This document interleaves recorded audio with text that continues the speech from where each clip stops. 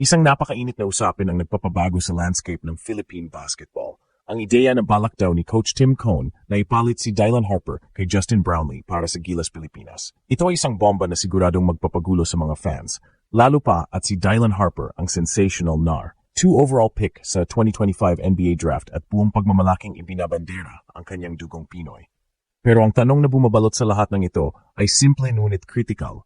Posible ba ito at ano ang sinasabi ng FIBA eligibility rules? Ang sitwasyon ay komplikado. Si Dylan Harper, na ang ina ay mula sa Bataan, ay naglaro para sa USA National Team sa 2023 FIBA Under-19 Basketball World Cup.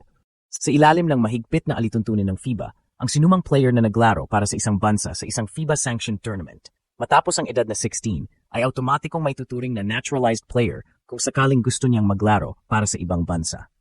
Ito ang parehong issue na kinaharap ni Quentin Milora Brown.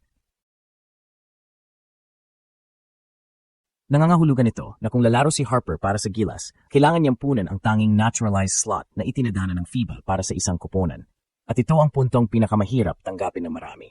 Ang posibleng kapalit niya ay walang iba kundi ang minamahal nating si Justin Brownlee, ang cornerstone ng ating Gilas program sa nakalipas na mga taon. Puso kontra sa talento? Abangan ang buong diskusyon kung paano makakaapekto ang eligibility ni Dylan Harper sa Gilas at sa kinabukasan ng ating pambansang koponan. Ang mundo ng Philippine basketball ay muling nabalot ng excitement at espekulasyon at ang sentro ng usapan ay walang iba kundi ang pangalan ni Dylan Harper. Matapos ang kanyang nagniningning na collegiate career at ang pagkakapili sa kanya bilang number 2 overall pick sa 2025 NBA draft ng San Antonio Spurs, hindi may kakaila ang kanyang talent. Si Harper ay isang 6'6 guard forward na may kakayahang mag-score, mag-assist at magdepensa sa mataas na level. Isang kompletong player na pinapangarap ng bawat koponan. Ang pagiging isang top 2 pick sa pinakamalaking liga sa mundo ay nagpapatunay sa kanyang elite potential na siyang nagiging dahilan kung bakit napakaraming Pinoy fans ang nangangarap na makita siya sa pambansang koponan.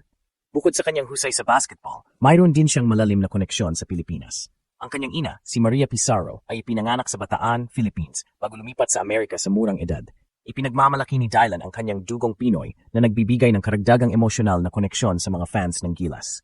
Ang ideya ng isang Phil-NBA star, isang high draft pick pa na maglalaro para sa Gilas Pilipinas ay tunay na nakakatakot. Ito ang uri ng talento na kayang magpabago ng laro at magbigay ng panibagong pag-asa sa pangarap nating makipagkompetensya sa pinakamataas na antas ng international basketball.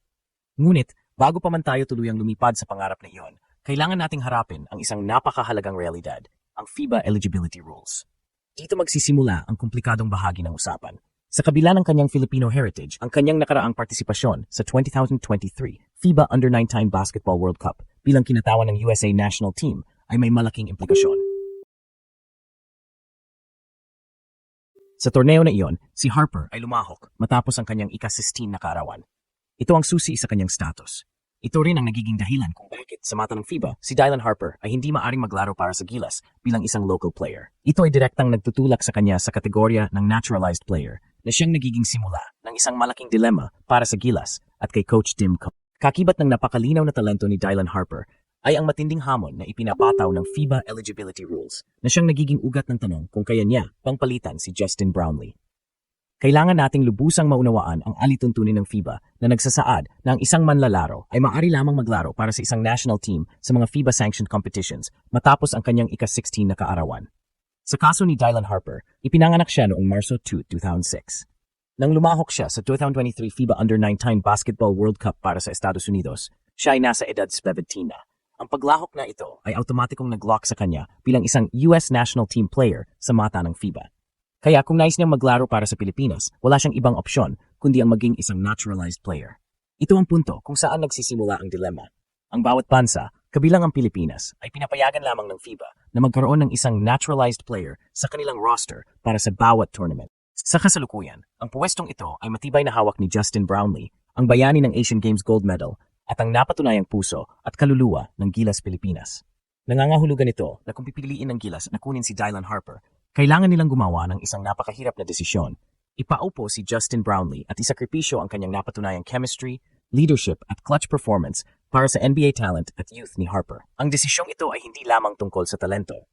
Ito ay tungkol sa discard, sa chemistry ng team, at sa kung anong uri ng kuponan ang nais buuin ni Coach Tim Cone para sa iba't ibang tournaments. Ang FIBA rule na ito ay hindi bagong balita. Ito rin ang dahilan kung bakit hindi nakapaglaro bilang local si Quentin Milora Brown para sa Gilas sa kabila ng kanyang pagiging film. Ang mga alituntunin ng FIBA ay malinaw at sa kaso ni Harper, ito ay nagdudulot ng isang posibleng all-or-nothing na desisyon na siguradong babago sa mukha ng Gilas. Ang usaping ito ay hindi lang tungkol sa eligibility. Ito ay tungkol sa isang malaking estratehikong dilema na haharapin ni na Coach Tim Cone at ng Samahang Basketball ng Pilipinas BP. Ang posibleng pagpasok ni Dylan Harper sa Gilas bilang naturalized player ay nagdudulot ng dalawang magkaibang landas na maaring tahakin ng pambansang koponan. Sa isang banda, naroon ang nakisilaw na alok ng NBA-level talent, ang pagiging bata ni Harper na magbibigay ng mahabang panahon ng serbisyo at ang global appeal na kaya niyang dalhin sa Gilas.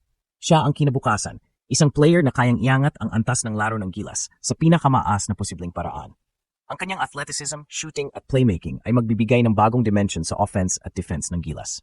Sa kabilang banda naman, naroon si Justin Brownlee, ang pundasyon ng kasalukuyang tagumpay ng Gilas. Si Brownlee ay hindi lang isang player, siya ang puso ng kupon. Ang kanyang napatunayang chemistry sa mga locals, ang kanyang walang kapantay na leadership, at ang kanyang kakayahang maging clutch sa mga critical na sandali ay hindi matutumbasan ng stats. Siya ang nagbigay sa Pilipinas ng ginto sa Asian Games, isang feat na matagal nang inaasam. Kilala rin si Coach Tim Cone sa kanyang pagpapahalaga sa chemistry at sa mga players na lubos na naintindihan ang kanyang sistema. Ang pag-alis kay Brownlee para kay Harper ay magiging isang napakalaking pagbabago sa dinamika ng koponan, isang sugal na maaring magresulta sa agarang pag-angat ng talento ngunit posibleng mag-disrupt sa nabuong winning culture. Ang desisyon na ito ay lampas pa sa Coach Cone. Ito ay isang pambansang usapin na kailangan ng malalim na pag-iisip mula sa SBP. Kung ang layunin ay ang long-term vision patungo sa 2028 Olympics at sa mga susunod pa, maaring mas paboran ang isang batang naturalized player tulad ni Harper. Ngunit kung ang focus ay ang agarang tagumpay sa mga darating na tournaments tulad ng Asia Cup, ang proven at tested na kakayahan ni Brownlee ay maaring manatiling mas mahalaga. Sa huli, ang pangarap na makita si Dylan Harper sa Gilas uniform ay nakaka-excite. Ngunit ang realidad ng FIBA rules ay nagtutulak sa Gilas na gumawa ng isang mahirap na strategic choice na siguradong maghuhubog sa hinaharap na direksyon at pagkakakilanlan ng ating pambansang koponan.